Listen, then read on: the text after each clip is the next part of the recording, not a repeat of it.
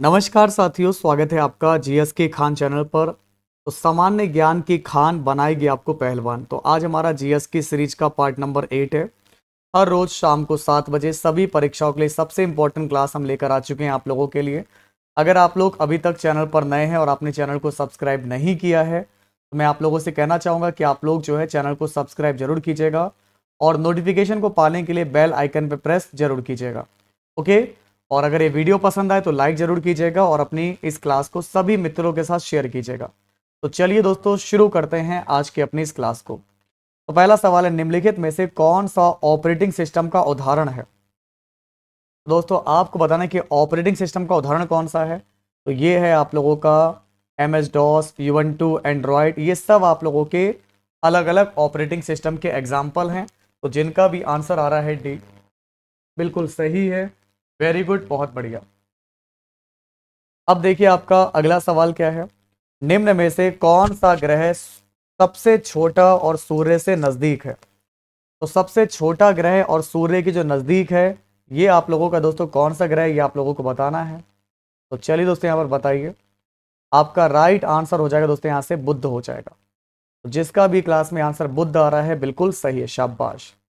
अब देखिए आपका पंचायती राज व्यवस्था से सवाल है कि 1959 में 1959 में राजस्थान के शीघ्र पश्चात किस राज्य ने पंचायती राज व्यवस्था को अपनाया। तो किस राज्य ने पंचायती राज व्यवस्था को अपनाया था। तो आपका राइट आंसर होगा आंध्र प्रदेश।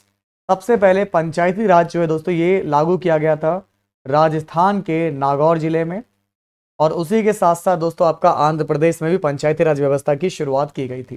ठीक है, तो राजस्थान के तुरंत बाद जो है आंध्र प्रदेश में शुरू किया गया। इसके बाद देखिए आपका अगला सवाल क्या है। दोस्तों ब्रिटिश ईस्ट इंडिया कंपनी को बंगाल की दीवानी कब प्राप्त हुई थी। ब्रिटिश ईस्ट इंडिया कंपनी को बंगाल की दीवानी कब प्राप्त हुई। आपके ऑप्शन है जैसे कि 1745 ईस्वी में, 1765 में, 1771, 1784। तो ब्रिटिश ईस्ट इंडिया कंपनी को बंगाल की दीवानी प्राप्त हुई थी 1765 में। तो अगर आपका आंसर आ रहा है 1765 आ रहा है, बिल्कुल सही है, वेरी गुड। नेक्स्ट क्वेश्चन देखिए क्या दिया गया है।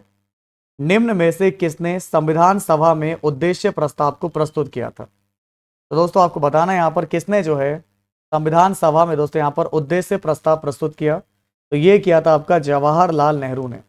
तो अगर आपका आंसर आ रहा है जवाहरलाल नेहरू, बिल्कुल सही है, वेरी गुड, बहुत बढ़िया।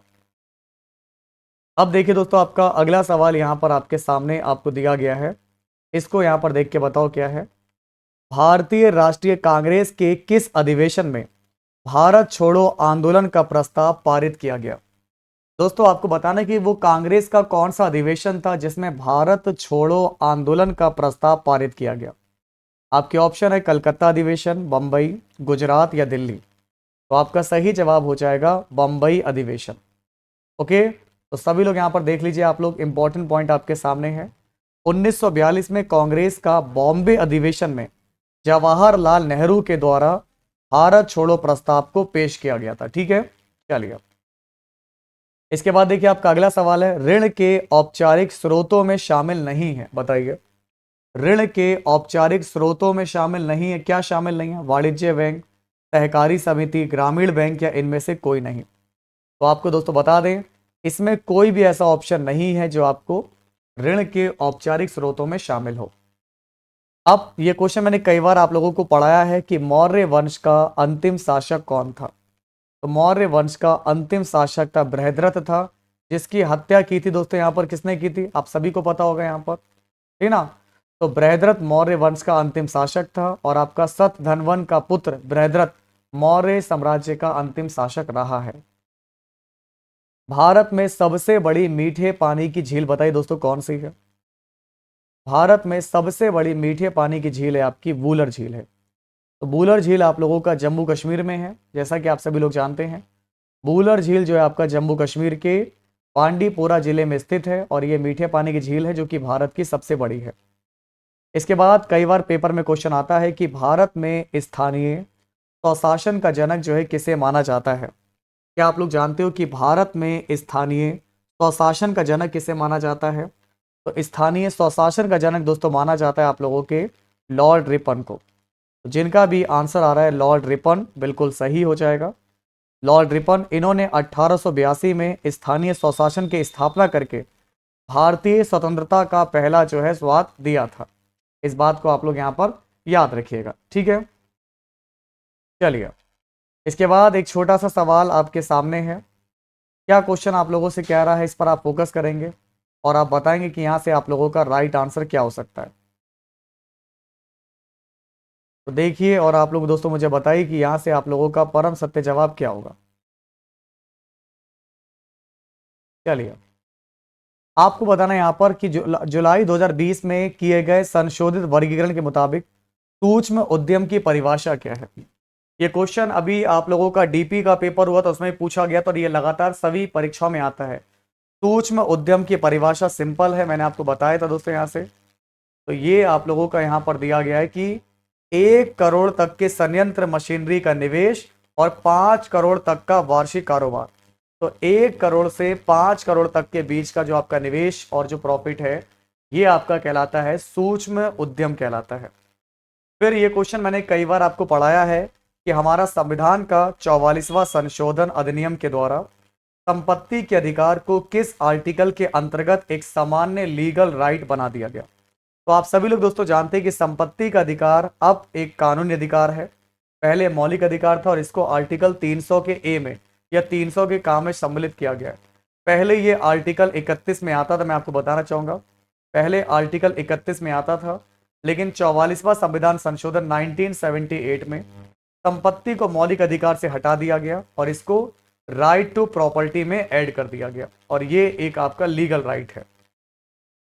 फिर देखिए, भारतीय जनगणना 2011 के मुताबिक भारत में जनसंख्या का घनत्व कितना है। तो भारत में जनसंख्या का घनत्व जो है 382 प्रति वर्ग किलोमीटर, 382 व्यक्ति। और अगर मैं स्टेट की बात करूंगा दोस्तों, यहाँ पर राज्य में सबसे ज्यादा कहाँ का है, तो बिहार की पॉपुलेशन डेंसिटी जो है 1106 व्यक्ति पर्सन प्रति किलोमीटर स्क्वायर में रहते हैं। और सबसे कम अगर मैं बात करूंगा दोस्तों यहाँ से, तो वो आपका हो जाएगा अरुणाचल प्रदेश हो जाएगा। अरुणाचल प्रदेश हो जाएगा, जहां पर मात्र 17 व्यक्ति 1 किलोमीटर स्क्वायर के एरिया में रहते हैं।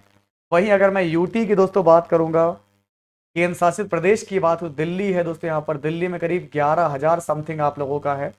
सबसे ज्यादा जनसंख्या घनत्व आपका दिल्ली का है, जहाँ 1 किलोमीटर के दायरे में जो है आपके क्षेत्रफल में 11,000 से ज्यादा लोग रहते हैं। फिर एक क्वेश्चन मैंने ये भी आप लोगों के साथ ऑलरेडी डिस्कस किया है, आप सभी लोग यहाँ पर जानते होंगे। क्वेश्चन आप लोगों से क्या कह रहा है यहाँ पर दोस्तों कि यू आकार घाटी दोस्तों जो आपकी निर्मित होती है, यू आकार की घाटी नदी द्वारा, इस तरीके से जो आपकी घाटी होती है नदी द्वारा, हिमानी, भूमिगत जल या वायु द्वारा। तो आपका सही जवाब हो जाएगा दोस्तों यहाँ से हिमानी। तो दोस्तों जिनका भी आंसर आ रहा है हिमनद, बिल्कुल राइट है। यू आकार की जो घाटियां हैं ये हिमनद कटाव के माध्यम से बनती हैं, ये आपकी हिमनद कटाव के माध्यम से बनती हैं, ठीक है। चलिए दोस्तों, आपका अगला सवाल आपसे क्या कह रहा है, हम धरती से जो कच्चा तेल निकालते हैं वह है गैर प्राकृतिक संसाधन, प्राकृतिक संसाधन, नवीकरणीय संसाधन या गैर नवीकरणीय संसाधन। तो आप धरती से जो भी कच्चा तेल दोस्तों निकालते हो वो आपका क्या है, तो वो एक आपका एक तो प्राकृतिक स्रोत है, प्राकृतिक संसाधन है, और एक गैर नवीकरणीय है। गैर नवीकरण का मतलब होता है जो खत्म हो रहा है, धीरे धीरे खत्म हो जाएगा। नवीकरणीय और गैर नवीकरणीय मैंने आपको पढ़ाया था। एक तो प्राकृतिक है, सिंपल सी बात है, बिल्कुल नेचर ने हमें दिया है। लेकिन वो गैर नवीकरणीय, अगर आप तेल निकाल ले तो मतलब खत्म हो रहा है ना, कम हो रहा है ना आपका। तो ये आप लोगों का ऑप्शन नंबर डी हो जाएगा, सेकंड और फोर्थ राइट है। अब देखिए, देखो ये इन्होंने सही बातें यहाँ पे लिखा भी है, नॉन नॉन रिन्यूएबल रिसोर्स, गैर नवीकरणीय मतलब जिनको रिन्यू नहीं कर सकते। देखो ये वो प्राकृतिक संसाधन होते हैं जिनको न्यू नहीं कर सकते। इनका स्टॉक तो बहुत होता है लेकिन फिर भी सीमित होता है, जैसे कि कोयला, तेल, लोहा, शीशा, एल्यूमिनियम, यूरेनियम, खनिज है तो बहुत सारा, लेकिन तब भी लिमिटेड है। आप यूज सही से करिए, नहीं तो एक दिन ये खत्म हो जाएगा, फिर दोबारा आप क्या यूज करोगे। ये क्वेश्चन बहुत सारे परीक्षाओं में पूछा गया है, सभी परीक्षाओं में आता है कि एकता व्यवस्था प्रारंभ की थी किसने। तो दोस्तों एकता व्यवस्था प्रारंभ की थी इल्तुतमिश ने। अगर आपका आंसर आ रहा है इल्तुतमिश तो बिल्कुल सही है, राइट आंसर आपका इल्तुतमिश हो जाएगा। तो यहां पर एकता मतलब धन के बदले वेतन के रूप में भूमि प्रदान करना। इसके बाद आपका सवाल है कि भारत के मुख्य चुनाव आयुक्त पद पर आसीन है कौन। भारत के चीफ इलेक्शन कमिश्नर कौन है, तो ये हैं राजीव कुमार। सबसे पहले दोस्तों आपके कौन थे, सुकुमार सेन थे, मैंने ये भी आप लोगों को पढ़ाया है। भारत के सबसे पहले मुख्य चुनाव आयुक्त सुकुमार सेन थे और वर्तमान समय में भारत के मुख्य चुनाव आयुक्त जो हैं ये आपके राजीव कुमार जी हैं। ठीक है, जो 25वें भारत के मुख्य चुनाव आयुक्त हैं। अगला सवाल आपकी स्क्रीन पर आता हुआ, एकल संक्रमणीय मत प्रणाली का प्रयोग निम्नलिखित में से किस निर्वाचन में नहीं होता। राष्ट्रपति में, उपराष्ट्रपति, लोकसभा या राज्यसभा। तो आपका सही जवाब होगा लोकसभा का निर्वाचन में। एकल संक्रमणीय मत प्रणाली का प्रयोग लोकसभा के निर्वाचन में नहीं होता है।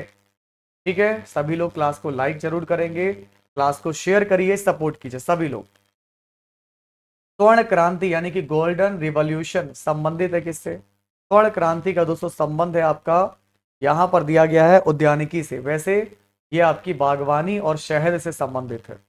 मछली वाली नीली क्रांति है, दूध वाली सफेद क्रांति है और कृषि वाली हरित क्रांति है। तो एक ही ऑप्शन बच रहा आपका उद्यानिकी, जिसको बोलते हैं बागवानी। बागवानी, ठीक है ना, बाकी शहद। एक क्वेश्चन बहुत ही पॉपुलर है आप लोगों के लिए, फ्रांस की राज्य क्रांति आप लोगों को दोस्तों यहाँ पर क्या दिया गया है। फ्रांस की राज्य क्रांति 1789 का नारा क्या था। तो फ्रांस की राज्य क्रांति का नारा था स्वतंत्रता, आपका भ्रातृत्व एवं समानता। स्वतंत्रता, भ्रातृत्व एवं समानता। इसके बाद आपका अगला सवाल है, लैन को वैन से जोड़ने के लिए किस डिवाइस का उपयोग किया जाता है। आपको दोस्तों बताना है कि लैन को वैन से जोड़ने के लिए किस डिवाइस का उपयोग किया जाता है, राउटर का। तो आपका सही जवाब हो जाएगा राउटर। नेक्स्ट क्वेश्चन आपसे क्या कह रहा है, निम्नलिखित में से किस भारतीय स्थल को जुलाई 2021 में यूनेस्को ने विश्व धरोहर सूची में शामिल किया।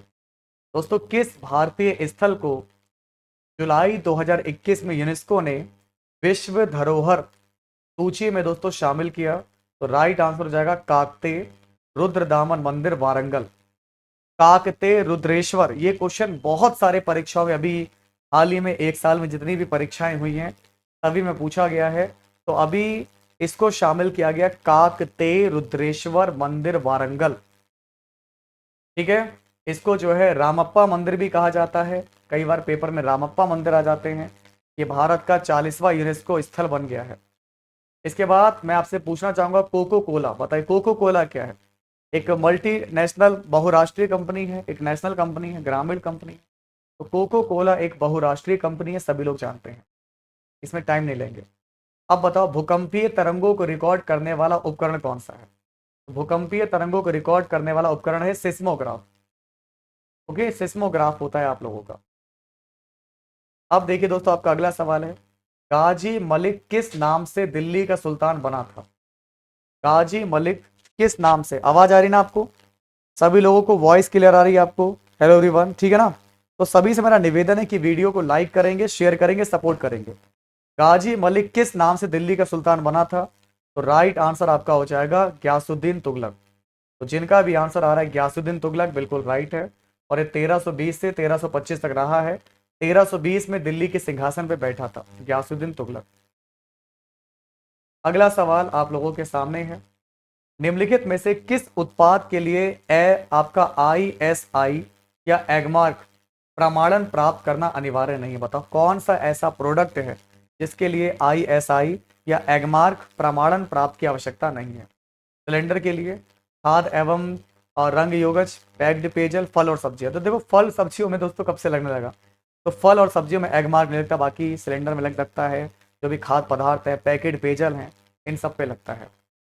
अब क्या है, वायुमंडल में सर्वाधिक प्रतिशत किस गैस का है। तो हमारे वायुमंडल में सबसे ज्यादा जो गैस है वो नाइट्रोजन है। तो अगर आपका आंसर नाइट्रोजन है तो बिल्कुल सही है। अब बता दोस्तों यहाँ पर हाफ बाइट किसके रूप में जाना जाता है। हाफ बाइट, आपको पता है यहाँ पर एक बाइट में क्या होता है, एक बाइट आपका 4 बिट्स के बराबर होती है, 4 बिट्स के बराबर। और हाफ हाफ मतलब सॉरी एक बाइट आपका 8 बिट्स के बराबर होती है। और आधा मतलब हो गया 4 बिट्स। तो आपको बताना कि आधा जो बाइट है आपका, आधा बाइट ये निब्बल के बराबर, निब्बल के बराबर। एक निबल में 4 बिट्स होते हैं, एक निबल में आप लोगों के 4 बिट्स होते हैं, ठीक है। चलिए अगला सवाल है, भारतीय संविधान के किस आर्टिकल में उपराष्ट्रपति के पद की व्यवस्था की गई है? तो किस आर्टिकल में उपराष्ट्रपति का पद है, बताओ दोस्तों। तो ये है आर्टिकल 63 में। आर्टिकल 63 में आपके उपराष्ट्रपति पद की व्यवस्था की गई है। निम्नलिखित में से कौन सा कंप्यूटर मेमोरी की माप इकाइयों का क्रम है? आप लोगों को दोस्तों इसे सही क्रम में दोस्तों यहाँ पर लगाना है। तो ये आज का आपका होमवर्क रहेगा। आपको मेमोरी को जो है एक सही फॉर्मेटिंग में लगाना है। किस तरीके से आपका राइट आंसर होगा ये आप मुझे बताइएगा कमेंट बॉक्स के माध्यम से। तो अगर ये क्लास आपको पसंद आई हो तो लाइक कीजिएगा, और अगर आप जीएस की खान चैनल पर नए हैं तो चैनल को सब्सक्राइब करने के बाद नोटिफिकेशन पाने के लिए बेल आइकन पे प्रेस जरूर कर लीजिएगा, जितने भी नए विद्यार्थी हैं। और बाकी जो आपके मित्र हैं उनके साथ इस वीडियो को शेयर कीजिएगा, उनसे भी कहिएगा कि यहाँ से आपकी जीएस और करंट अफेयर ही मजबूत होगी। क्योंकि आजकल एग्जाम के, अगर आप एग्जाम को देखोगे तो सबसे मेन चीज जो आपकी कॉमन चीज है वो आपकी जीएस है, करंट है, जो आजकल हर परीक्षाओं में आती, चाहे एग्जाम कोई भी हो सभी में आती है जीएस और करंट अफेयर। तो सुबह 7 बजे होती है करंट अफेयर और शाम को 7 बजे होती है जीएस। और ये है आपकी जीएस की माइंस, माइंस मतलब खान, जहां पर कुछ भी मिल सकता है जो आपके एग्जाम में आने वाला है। इस माइंस में सब कुछ छुपा हुआ है। तो फिलहाल आज के लिए इतना ही रखते हैं, मिलते हैं। जय हिंद, वंदे मातरम।